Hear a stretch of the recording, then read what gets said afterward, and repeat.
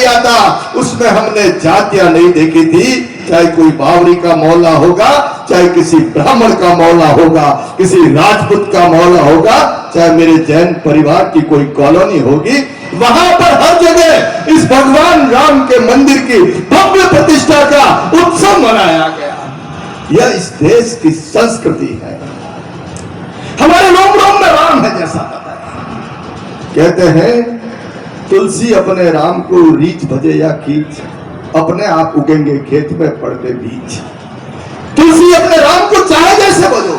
आप लोग यहां तक आए, कहते हैं 4 चीजें दुर्लभ है।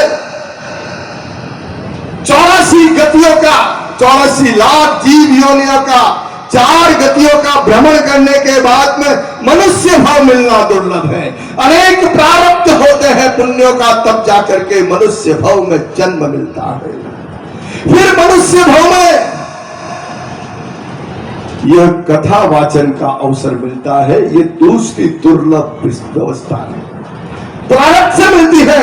और तीसरा, इसके अंदर हमारा विश्वास और श्रद्धा जागृत होती है, ये तीसरी दुर्लभ चीज है। और चौथी चीज, हमारे जीवन में जो हमने कथा सुनी है, सत्संग सुना है, वो हमारे आचरण में आ जाता है। तो ये चारों दुर्लभ चीजें हमको मिल गई कह सकते हैं। इसलिए इस राम दरबार में, इस राम कथा में, जो राम कथा का जीवंत चित्रण यहां पर हुआ, उस कथाओं के प्रसंग को सुना है।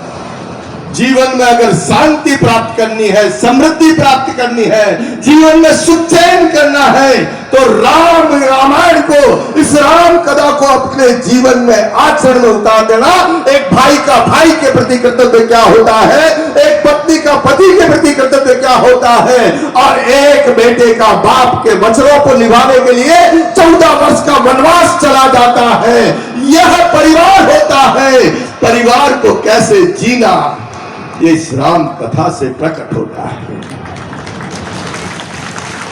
यहां पर राम कथा सुने और घर जाकर के वही क्रोध, मान, माया, लोभ, राग, द्वेष, कलह, अत्याचार और परिवार जैसी बातें करेंगे तो वो रावण कथा हो जाएगी। इसका फल नहीं मिलेगा। इसलिए राम कथा का फल प्राप्त करना है तो जो राम का दरबार अयोध्या में बना, वहां प्रतिष्ठित हुआ, आज हमारे ग्राम में बना है, और अब से हमारे दिलों में राम मंदिर प्रतिष्ठित हो जाना चाहिए। यह इस कथा का महत्व होगा।